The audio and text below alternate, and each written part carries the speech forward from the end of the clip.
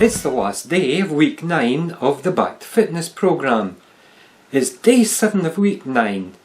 If it's the last day of the week, then it's your third and last chance to do the run workout for this week. That's 13 minutes of an easy jog, followed by 3 minutes of a brisk walk to recover, and a second 13-minute stint at running. So, this is your last chance for this week. If you haven't managed to do it in the first 2 tries, then give it everything that you've got this time. I know that you can do it. I think you know that you can do it as well.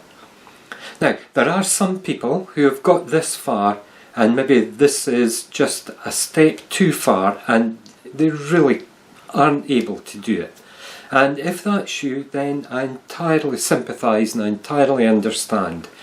As in previous weeks, the message is simple and straightforward. If you really can't do it, then don't worry. You can try doing week 9 again before you move on to 10. It's always a bad idea to go on to the next session if you can't do this one. That's because already in your mind you've not succeeded. So when you go into week 10, you'll be saying, well, if I didn't succeed at week 9, I've got no hope of doing this week. You're beaten before you start.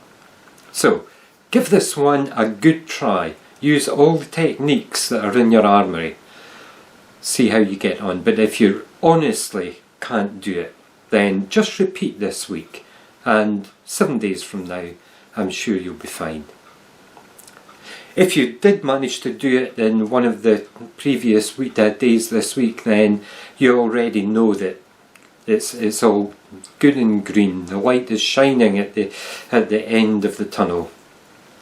So just go for it again and relax and enjoy it.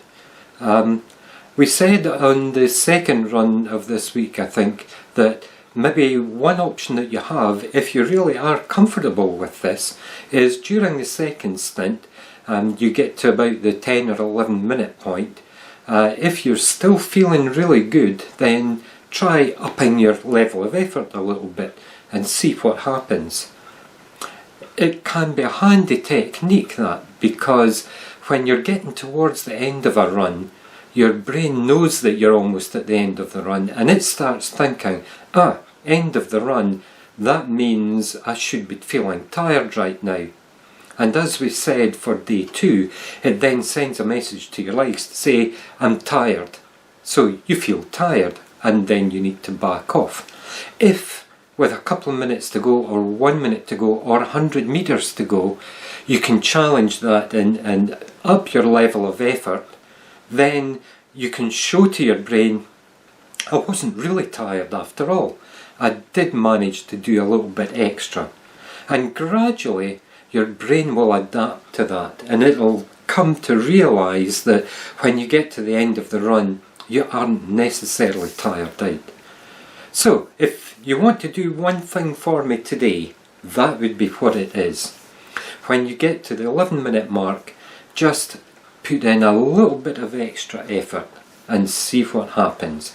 If you can sustain it for the last 2 minutes, then that's fantastic. You know within yourself that you have that capability.